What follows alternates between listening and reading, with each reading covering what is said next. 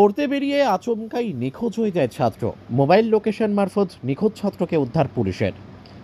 পড়তে বেরিয়ে আচমকাই নিখোঁজ হয়ে যাওয়া ছাত্রকে উদ্ধার করল পূর্ব বর্ধমান জেলার নাদনঘাট থানার পুলিশ রবিবার উদ্ধার হওয়া ছাত্রের গোপন জবানবন্দির জন্য কালনা মহকুমা আদালত পাঠানো হয়। জানা যায়, গত ডিসেম্বর মাসের 28 তারিখ নফরতপুর পঞ্চায়েতের ইট খোলাপাড়া এলাকার বাসিন্দা দ্বাদশ শ্রেণীর ছাত্র অঙ্কিত ঘোষ পড়তে বেরিয়ে আচমকাই নিখোঁজ হয়ে যায়। এরপর পরিবারের তরফে নাদনঘাট থানায় নিখোঁজ ডায়েরির পাশাপাশি কিডন্যাপিংয়ের কেস করা হয়।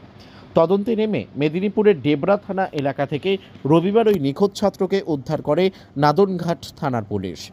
ছাত্রের মোবাইল লোকেশন দেখেই উদ্ধার করে নাদনঘাট থানার পুলিশ। কিভাবে ছাত্র মেদিনীপুর পৌঁছালো, কেনই বা সে সেখানে গিয়েছিল, তার সমস্ত উত্তরের খোঁজ নেওয়ার প্রচেষ্টা চালাচ্ছে পুলিশ। ব্যুরো রিপোর্ট, আমাদের টিভি। আপনি পেলেন ফিরে 8 দিন 8 দিনের মতো।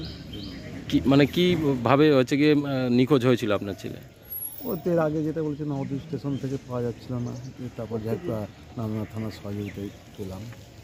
আজকে ছেলেকে ফিরে পেলেন? হ্যাঁ। আচ্ছা, কোথায় গিয়েছিল ও?